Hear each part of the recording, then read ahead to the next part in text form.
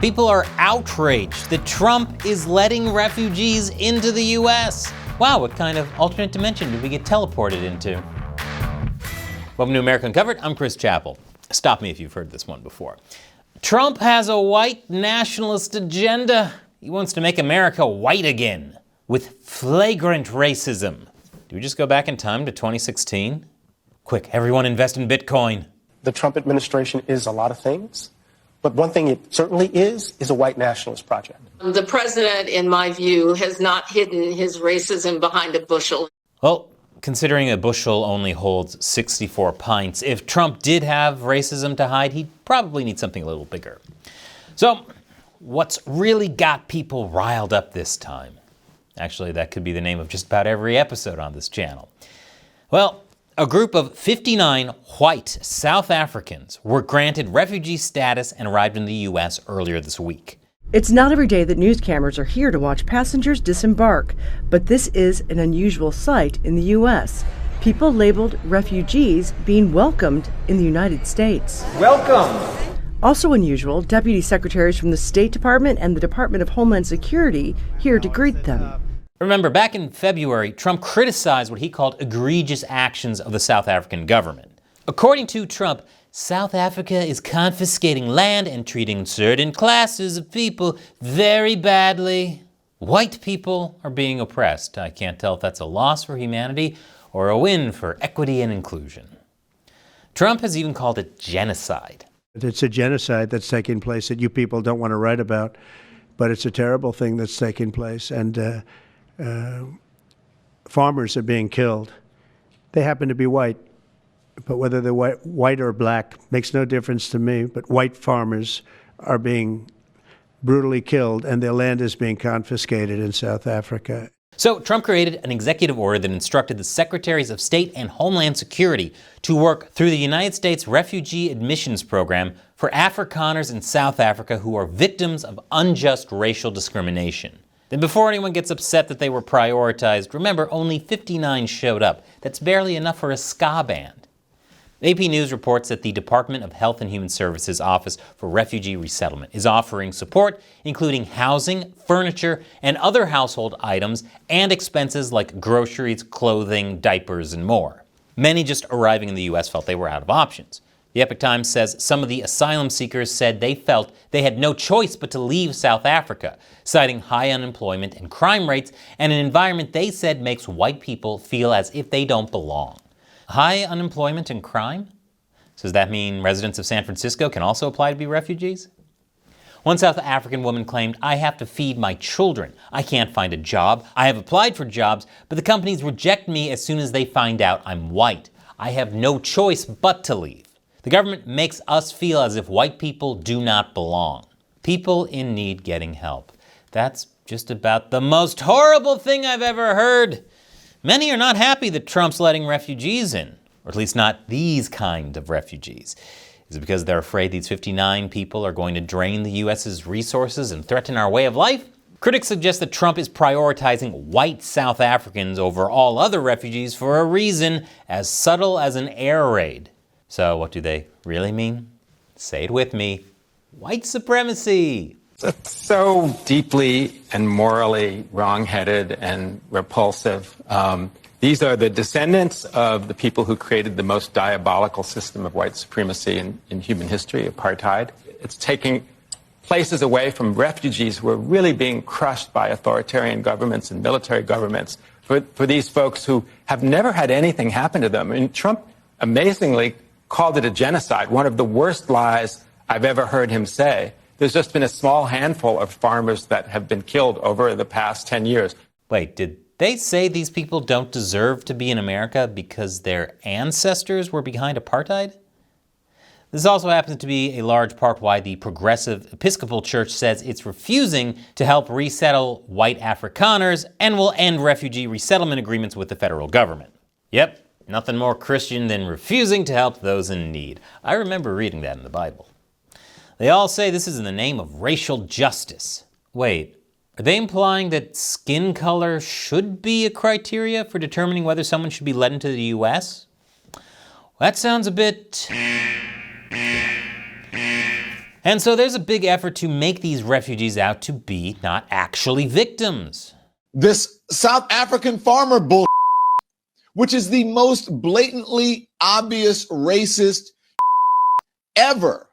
It is blatantly obvious the way that we treat white South Africans, who, by the way, for the most part, and I am generalizing here, some of the wealthiest people are well-to-do people in the country. So if the Afrikaners don't actually like the land, they can leave that country. These refugees are coming here. They can actually leave and go to where their native land is, which is probably Germany. Are you against them coming here? Holland. I guess saying go back where you came from is cool again? What next? Are they going to say these Africans better stay away from their daughters? So what are we to make of all this? Well, things are more complicated than people make it out to be. It's as complicated as the U.S.'s immigration system. That's why you come to America Uncovered, to give you a sprinkle of nuance as tasty and hearty as South African braai. I know you don't know what it is, but try it. It's delicious. Let's first start by looking at what Trump and his supporters see. As I mentioned earlier, Trump believes that South Africa is targeting white South Africans, specifically on the basis of race. This was even a concern of his back during his first term in office. Say what you want about Trump, but he's consistent. About this, at least. I could literally hear some of you typing, "What about the tariffs?" in the comments. Trump believes, rightly or not, that he's using the U.S. refugee program as it was intended to be used. What's happening in South Africa fits the textbook definition of why the refugee program was created. This is persecution based on a protected characteristic, in this case, race. So this is race-based persecution. The refugee program is not intended as a solution for global poverty, and historically it has been used that way. And so this is an example of the president returning the refugee program to what it was intended to be used as. Though critics keep pointing out how South Africa claims white genocide is not real, because, you know, the government of South Africa said so. Which, to be honest, is a pretty weak argument. That'd be like saying China isn't genociding the Uyghurs, the Chinese government says so. You can trust them to tell the truth. Rule of thumb, always be skeptical when someone accused of genocide's response is nuh-uh. This is why many on the right believe Democrats and the mainstream media are trying to gaslight people to believe there's no genocide in the name of political correctness, since apparently denying a genocide is now politically correct. Especially after they've seen clips of white South Africans getting attacked. And black South African politicians talk of violence against Boers or white farmers. Shoot to kill, Yamaza. Kill the poor, the farmer. Kill the poor, the farmer.